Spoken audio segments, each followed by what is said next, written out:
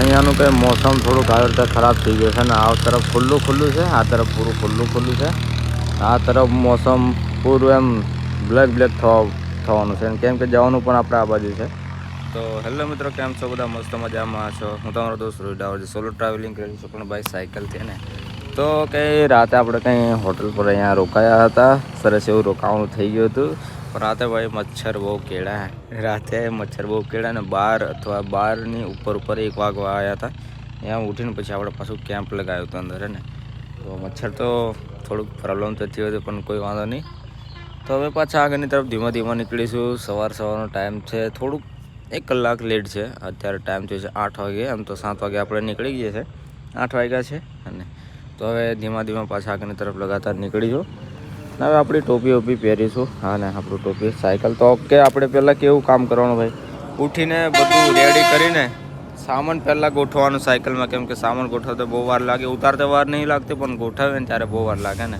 એટલે પહેલાં તો આપણે સામાન જ ગોઠવી દઈએ, પછી આપણે ડાયરેક્ટ આવી વિડીયોમાં. ઓકે, તો ચલો હવે આગળની તરફ ધીમા નીકળીએ. રસ્તો પૂરા હાઈવે પર હોય તો ગાડી કેટલી શાંતિથી ચાલે ને, એકદમ શાંતિથી. મેં તો કમ આવો રસ્તો છે ને, આવો રસ્તો સોસાયટી હોય ને, આપણી સોસાયટીમાં ખરેખર આવા રસ્તા હોવા જોઈએ. આવા રસ્તા છે ને, આવા ગાડી બધા કેવો ચલાવવાળા એકદમ ધીમા ચલાવે. આ રસ્તો એટલે બનાવે છે કે આગળ થોડુંક ગામ છે, નાનું એવું ગામ છે, અને પબ્લિક અવર જવર વધારે હોય છે ને. જેમ કે ભેંસ વગેરે વધારે હોય આ બાજુ, તો અવર જવર વધારે હોય. તો એના કારણે પહેલાં આવું કરે છે ને. ગાડીવાળાએ બ્રેક મારવું જ પડે, કેમ કે ચાલે ના આવે આમ ગાડી ફાસ્ટ ચલાવે તો ભાઈ બહુ મતલબ એ થાય ને, કેમ કે આ ઊંચું નીચું ટાઈપનું છે. તો બ્રેક તો મારવું પડે. સિસ્ટમ આવું જોરદાર છે. તો આપણે આવી ગયા છે હવે હાઈવે પર. જસ્ટ સાઈડમાં હાઈવે છે ને આપણે જવાનું છે સીધા. હવે હાઈવે આવે છે ભાઈ. પાછળનો રસ્તો સિંગલ રસ્તો યાર, મોટી ગાડીથી બહુ કંટાળી જવાય ને, કેમ કે રસ્તાની સાઈડ પર ઉતરવું પડે ને. આવામાં ચાલીને આવવામાં તો એ બીક લાગે પંચર ના પડે. એવામાં પંચર પડી જાય બહુ પ્રોબ્લેમ થાય ને. એટલે ગમે તેમ કરીને ચલો નીકળ્યા છે. પાછું 4 લેન આવી ગઈ છે. આગળની તરફ 4 લેન છે, અને 4 લેન હોય ને તો કેવું ચલાવવામાં મજા આવે. સાઈડ પર આરામથી ચાલો એકદમ. સિંગલ રસ્તો હોય તો બહુ દિક્કત થાય, કેમ કે એક જ રસ્તા પર સામેથી આવે પણ ને, એથી આપણે જવાનું પણ ને. સામેવાળા પાછા ઓવરટેક મારે તે અલગ, પાછળવાળા બી ઓવરટેક મારી જાય તે અલગ, એટલે પ્રોબ્લેમ પડે ને. ચા તો હવે કદાચ નહીં પીયા ને, અત્યારે ચા નથી પીવી. હવે એક ચશ્મા મારા જોડે બીજા છે, આજે એ ચશ્મા ટ્રાય કરવાનો છો ને. આમાં મૂકેલા છે, કેમ કે બહુ ટાઈમ થયો ચશ્માથી, એવા પડેલા છે. તો આજે એ ચશ્મા પહેરવાનો છો ને. કલરિંગ છે ચશ્મા મસ્ત જોરદાર એવા.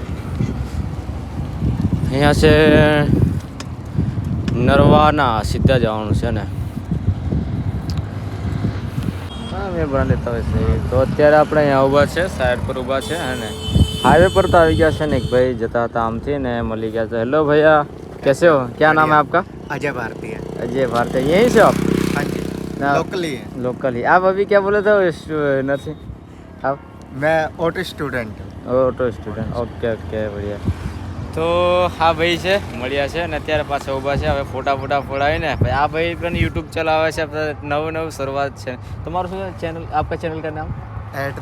@अजय भारती 123. रेट अजय भारती है. अजय भारतीय 123. 123. नाम બહુ લાંબુ છે ને ભાઈ. यार सोच रखो यार, नाम बहुत लंबा है यार.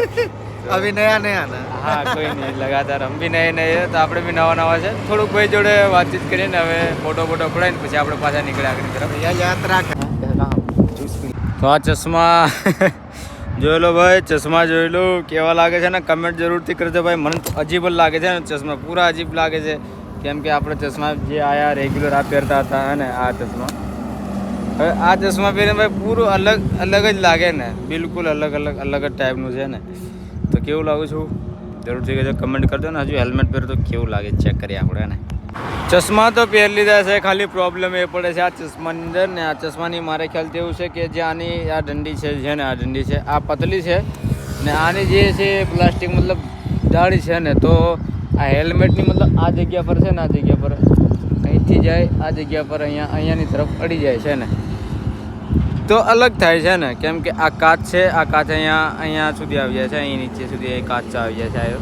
તો થોડુંક આમ નીચેની તરફ દબાય છે ને, તો થોડુંક અલગ છે ને, નીકળવામાં પણ એ છે ને પહેરવામાં બી થોડું પ્રોબ્લેમ પડે. અહીંયા સુધી કમ્પ્લીટ આવે, અહીંયા સુધી ઓકે. આપણે અંદર નાખવા જઈએ તો થોડુંક પ્રોબ્લેમ પડે છે ને, અંદર જતું નથી અંદર, કેમ કે આ અડી જાય છે આ તરફ ને, એટલે લોચા પડવાના છે. આ તો ખાલી એમ જ આપણે કંઈક ટ્રેકિંગ વગેરે કરવા ગયા તો પહેરવા ચાલે. બાકી મારે ખ્યાલથી આમાં તો નહીં પહેરાય, કેમ કે આ ચશ્મા મેં આટલી વાર લાગે ને, જો આટલું ઓકે, આટલું હોય તો હજુ બીજું આપણે કે જો આ ચશ્મા પહેરીએ ને, આ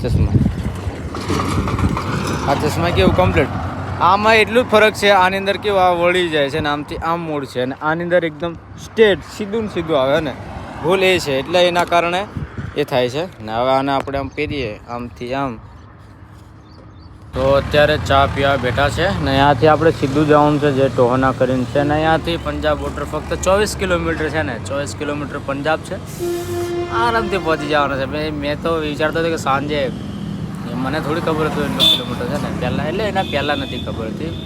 હવે તો ભાઈ 24 કિલોમીટર છે, હજુ જ્યાં જવાનું છે તો દૂર જ છે ને, પણ જે બોર્ડર છે પંજાબ બોર્ડર 24 કિલોમીટર છે. તો ચા પીને પછી આપણે પાછા લગાતાર નીકળીશું આગળની તરફ. કટિંગ ચા પી લીધી છે અને હવે પાછા નીકળી ગયા છે આગળની તરફ.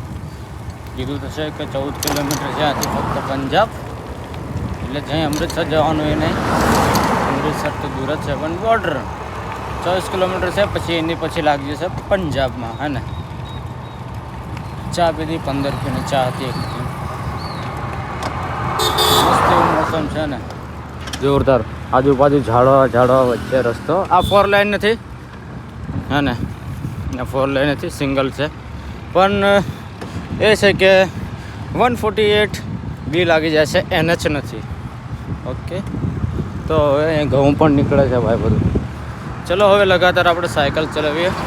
અત્યારે આપણે અહીંયા ધાબુ છે, હે ને, આ કંઈ ગિલ ધાબા કરીને છે, ત્યાં આવી ગયા છે ને. ત્યાં જમવાનું પણ છે. જમતા પહેલાં આપણું કામ કરવાનું તે કરી દીધું છે. જે બાય ટી શર્ટ આપણે જે રેગ્યુલર પહેરવાવાળી ટી શર્ટ છે ને, રેગ્યુલર પહેરવાવાળી ટી શર્ટ છે, એને આપણે કેવું ધોઈને કમ્પ્લીટ રાખીએ મસ્ત રીતે. રેગ્યુલર પહેરવાનું તો કમ્પ્લીટ થઈ ગઈ છે ઓકે. ધોઈને કમ્પ્લીટ સુકાતું કરી દીધું છે અત્યારે. અને થોડી વાર એને આપણે જમશું. જમીન પછી આપણે થોડી આરામ કરીશું. આરામ કર્યા પછી આપણે આગળની તરફ નીકળીશું, એટલે કે પંજાબ તરફ નીકળીશું. અને અહીંયાથી પંજાબ ફક્ત હવે નજીક જ છે, જસ્ટ થોડુંક અહીંયા આપણે ખાઈ પી લઈએ થોડુંક, કેમ કે બપોર થઈ ગઈ છે, 1 વાગી ગયો છે ને, 1 વાગી ગયો છે ઓકે. તો જમીને આરામ કરીને પછી પાછા આપણે ધીમા આગળની તરફ નીકળીશું.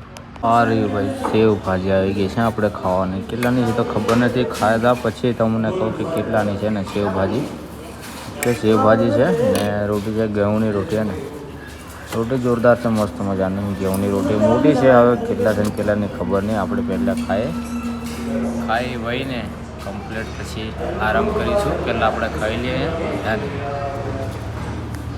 તો અત્યારે આપણે ઉઠી ગયા છે ને, ભાઈ બહુ મોડું થઈ ગયું છે ને. અત્યારે પણ મોડું બહુ થઈ ગયું, કેમ કે આપણે 1 વાગે રોકાયા હતા, 1 વાગે, હે ને. એટલે 1 વાગે એટલે ખાતે તો 2 વાગી ગયા ને, 2 વાગી ગયા અત્યારે 4 વાગ્યા છે. 4 વાગ્યા છે ને, 4 વાગ્યા છે. કારના ઉઠી ગયા છે, ચા પણ આવી ગઈ છે, ચા. અને હવે પાછા આપણે ધીમે નીકળીશું. તો લગભગ 6 વાગ્યા સુધી તો ચલાવવાની સાયકલ, અને 6 વાગ્યા સુધી આપણે સાયકલ ચલાવીશું. પછી કંઈને રોકાવાનું કરીશું. ને આજે તો લાગે છે પંજાબમાં આપણે એન્ટર થઈ જઈશું, કેમ કે બોર્ડર નજીક છે ને. હવે જોઈએ કેવું છે કેવું નહીં ઓકે. તો એ છે પવન તો છે જ સામેથી, એટલે એ પ્રોબ્લેમ થવાનું છે. એની ચા બા પીને પછી આપણે ધીમા આગળની તરફ નીકળીશું. અત્યારે નીકળી ગયા છે હવે આપણે આગળની તરફ પંજાબ તરફ. અહીંયાથી પંજાબ બોર્ડર છે ફક્ત 13, 14, 15 કિલોમીટર છે, હે ને. આજે બોર્ડરની અંદર આપણે રોકાવાનું થશે, કંઈ પણ રોકાવાનું કઈ જગ્યાએ તો ખબર નહીં, પણ આગળની તરફ જશું પછી જ ખબર પડશે. આરામ બહુ કરી લીધો આપણે ને, બહુ આરામ કરી લીધો. આરામ તો ના કરાય યાર, હે ને. જય હિન્દ. તો આરામ તો આપણે બહુ કરી લીધો. આટલું બધું આરામ ના કરાય, કેમ કે 1 વાગ્યાથી લખીને 1 વાગે આપણે રોકાયા હતા. 2 ખાતા 1 ઉપર થઈ ગઈ. મોબાઈલમાં તરતા 2 વાગી ગયા. ઊંઘી ગયા હતા ડાયરેક્ટ 3, 4 વાગે ઉઠ્યા યાર. આવું આજે બહુ ગલત કરી નાખ્યો ને. આટલો ટાઈમ ના હોય ખાધા પછી 1 કલાક આરામ કરો પછી પાછા નીકળી જાઓ. પણ આજે મોડું થઈ ગયું છે ને કંઈ નહીં, ચલો એક દિવસ તો થાય. પણ આવી રીતે મોડું થાય એટલે કેવું ટાઈમિંગમાં ફરક પડી જાય ને, પછી ટાઈમિંગમાં ફરક પડી જાય ને દિવસ ફટાફટ જાય ને આપણી જે સોલો ટ્રાવેલ છે વહેલી કપાય નહીં એને, એટલે કે વધારે કિલોમીટર આપણે ચલાવી નહીં શકીએ. એટલે ખાઈને પછી 1 કલાક આરામ કરો પછી નીકળી જાઓ. અહીંયા ભાઈ ઘઉં કમ્પ્લીટ થઈ ગયા છે વખતે.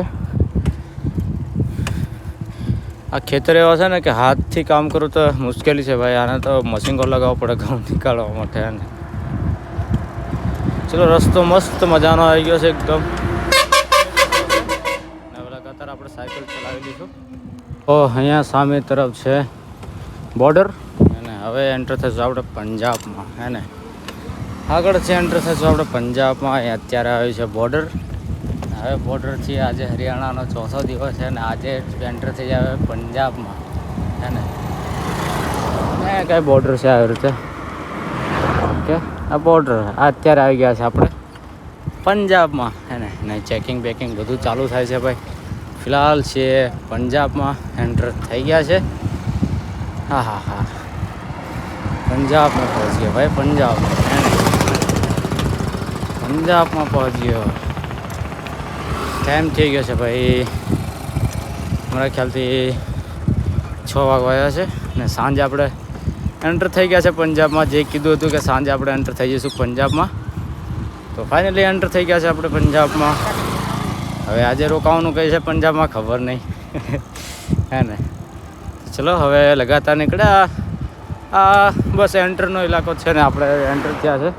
પાછળ તમે બોર્ડર જોયું છે એ બોર્ડર. ઓકે અત્યારે ટાઈમ છે 6:44. હજુ સુધી રોકાવાનું મળ્યું નથી. પાછળ એક સિટી જેવું હતું નાનું સિટી, એની તો પાર કરી દીધું છે.